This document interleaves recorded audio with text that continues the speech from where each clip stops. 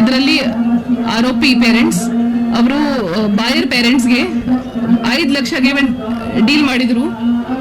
So ಆ deal ಪ್ರಕಾರ ಅವರು 6 ದಿವಸ ಮಗುಗೆ ನೆನ್ನೆ ಮಾರಿದ್ರು. ನಮ್ಮ ಪೊಲೀಸ್ ಎಲ್ಲರಿಗೂ ಹಿಡಿದಿದ್ದಾರೆ. ಬಾಯರ್ ಮಾಡಿದ್ರು ಸೆಲ್ಲರ್ ಪೇರೆಂಟ್ಸ್ಗೆ ಮತ್ತೆ ಇಂಟರ್ಮೀಡಿಯೇಟ್ಗೆ. ಮುಂದೆ ತನಿಖೆ ನಡೀತಾ ಇದೆ.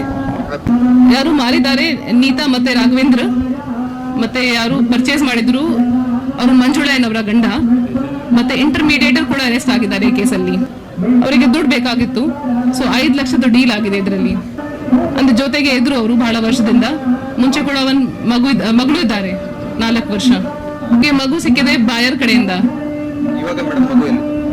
ಮಗು ಈಗ ತಾಯಿ ಹತ್ರ ಇದ್ದಾರೆ. ಬಿಕಾಸ್ ಅವರು ಅದು ಓನ್ಲಿ 6 ದಿವಸ ಮಗು. 5 ಜನ ಮೇಲೆ ಪ್ರಕರಣ ದಾಖಲಾಗಿದೆ. 2 ಪೇರೆಂಟ್ಸ್, ಬಾಯರ್ ಅಂಡ್ ಸೆಲ್ಲರ್ಸ್ ಮತ್ತೆ ಇಂಟರ್ಮೀಡಿಯೇಟರ್.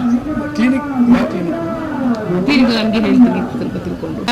ಆರ್ಥಿಕ ತೊಂದರೆ ಇತ್ತು ಮನೆಯಲ್ಲಿ, ಅದಕ್ಕೋಸ್ಕರ ಮಾಡಿದ್ದಾರೆ. ರಾಘವೇಂದ್ರ ಡ್ರೈವರ್ ಕೆಲಸ ಮಾಡ್ತಾ ಇದ್ರು. FIR ಆಗಿದೆ. FIR ಆಲ್ರೆಡಿ ಆಗಿದೆ. 5 ಜನ ಆಲ್ರೆಡಿ ಸೆಕ್ಯೂರ್ ಆಗಿದ್ದಾರೆ ಕೇಸಲ್ಲಿ. ಚೆಕ್ ಮಾಡಬೇಕು, ಅದು ತನಿಖೆಯಲ್ಲಿ ಬರುತ್ತೆ ಮುಂದೆ.